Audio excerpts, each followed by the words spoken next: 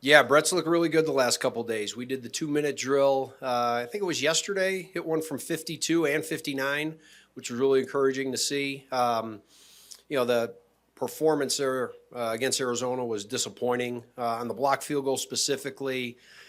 Penetration on that left side, we didn't do a good enough job of blocking that, and the ball could have had a little bit higher trajectory, but from that distance, you gotta drive it a little bit. But really, to answer your question on that, a little bit of penetration, and they ended up getting a piece of it. Do you believe that kickers can have the yips? Can kickers have the up? Sure, they could. They can go through situations just like golfers can. I was talking about somebody the other day, and it's interesting because, like, you think back in golf, like years ago, right? It was Jordan Spieth, and he's going to win 5 or 6 majors, and then it's going to be Jason Day, and then it's going to be Dustin Johnson, and so it's cyclical. There's guys that have gone through that.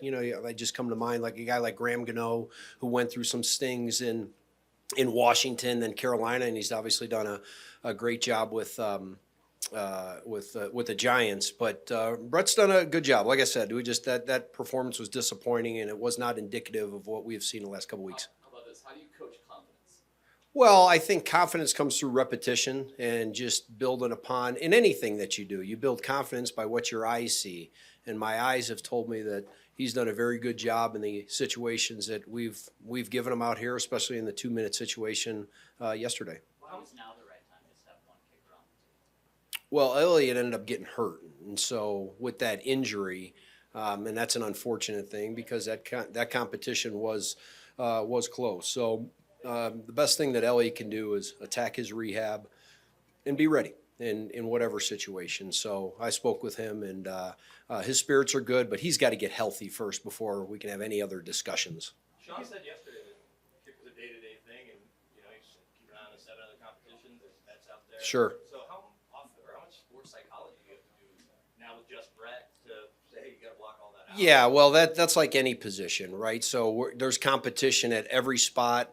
Sometimes that kicking spot gets highlighted a little bit, and so as coach says, you're competing against the other 31, just like our 4th wide receiver is competing against the wide receivers across the National Football League at the other 31. So I think the biggest battle at any position is within themselves. And so, again, just very, very happy to what we saw yesterday, and pretty confident that that's going to continue. I mean, he's done a nice job, and so I'm just excited about the opportunity that he's going to have. You haven't seen much return from Tremont Smith. Is he on a kind of a program? Will we see him? Yeah, so Tremont's got more of the kickoff return ability than the punt return ability, and I think, Mike, what you have there is you just have other guys you're looking at. The cool thing about Tremont is he provides flexibility in multiple positions. If you look at kickoff return, he's one of our top line blockers on the front line. In the punt return game, he's very good on the single on the perimeter. So the good thing about Tremont is he adds value at multiple positions. So as we progress, those things may materialize. You can simulate a 59-yard field goal, but as a coach, is there any way to simulate pressure, because that's actually what a game is? Yeah, so one of the challenges that you face, and Coach Payton talks about it, is making practice as close to what you have in a game. And so, we're up-tempoing our rushes and creating different situations where maybe we're running onto the field in a hurry-up situation or something along those lines. So, coming from the military, you try to make training just like, the battle's going to be. And so we're trying to simulate that the best that we can, whether it's in team field goal periods, whether it's in live rushes, whether it's in 2-minute situations.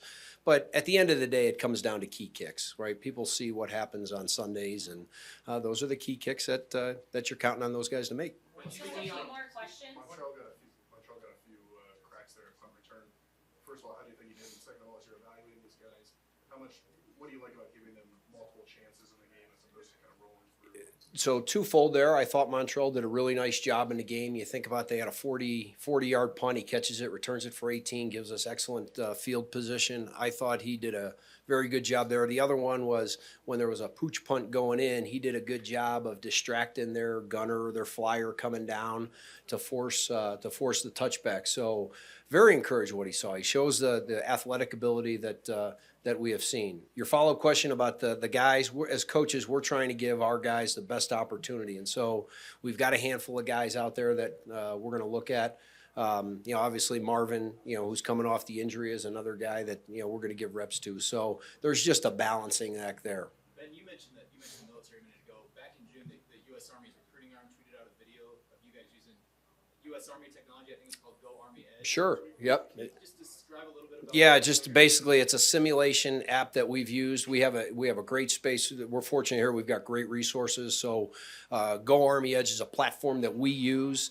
And so when you can't get reps out onto the field, you can take them into a walkthrough area and such like that. So it's been a really good teaching tool that we've used for our players. And I think you're just seeing, like in our industry, more and more technology, whatever it might be. And I think that's kind of the next generation of teaching. What did the Last question, Andrew. What did the film show on kickoff coverage? There's that one play like where Jake won his first one down and kind of came back. Yeah, kickoff coverage showed a couple things. One, it showed J-Mac making 2 key tackles.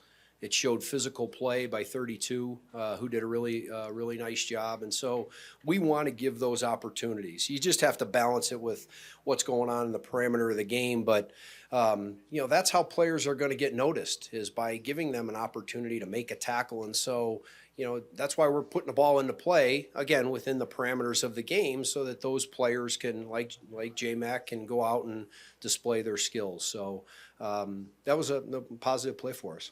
Thank you so much, Coach. Okay, guys, thanks. All right.